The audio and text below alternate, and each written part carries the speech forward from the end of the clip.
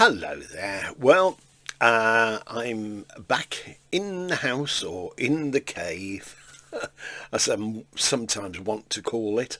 I've just picked up our car, Mandy the Mazda, so that's a rather expensive trip after servicing. Still, that's another issue. What I wanted to talk to you today about is this.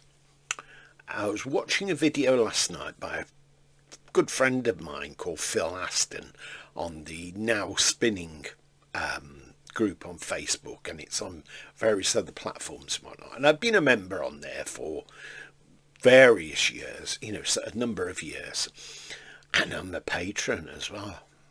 Get that?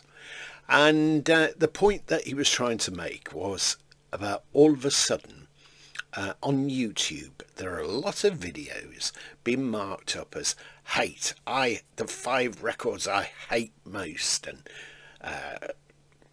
the 5 films I hate much, why I hate this artist. And he makes the point of why has there got to be this negative push. And from what he says, and I have no reason to disbelieve, it tends to push channels up in the algorithm. But still, it's not a nice thing. It's very negative, and there's absolutely no call for it. How can you hate something from just listening to it, or if you just hear it? Oh, you hate it.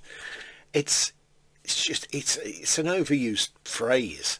The end of the day, whether you like something or dislike. Now, I do have a video out where I say my most disliked DVD, but there's a difference between disliked and hate.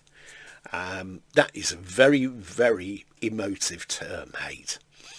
And I don't think, that I'm given to using that. Really, but it will be in the title anyway, so it will draw your attention over the point that Phil and I are making.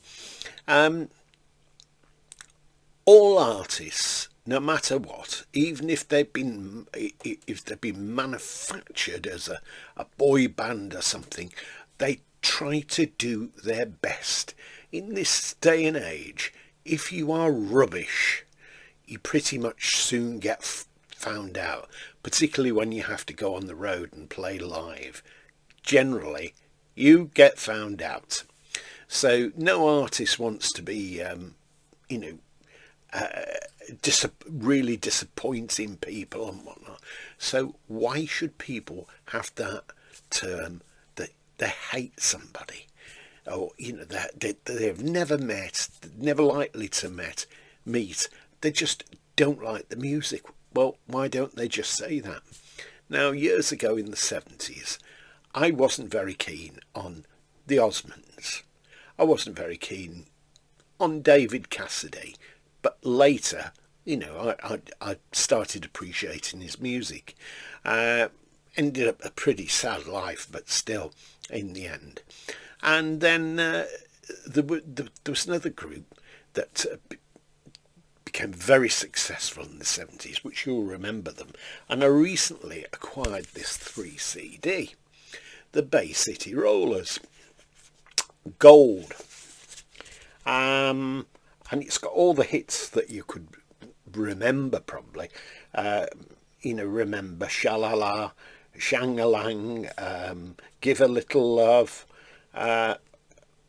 loads and loads of tracks. There's 16, 32, 33. It's about 50 odd tracks anyway on it. I don't know how many of the original band members there are left now, because I think Les McKeown died some years ago. He'd left before that. I think Alan, is it Longmuir? This chap, I think he's dead now. But back in the day, they were managed by a man called Tam Patton, who, over time, there's been some rather unpleasant, shall we say, and disturbing allegations against him that have come out. So we won't go down that route. Bay City Rollers wouldn't have been my sort of group of choice back in the day. In fact, I wouldn't have dreamt of buying a record of theirs or anything.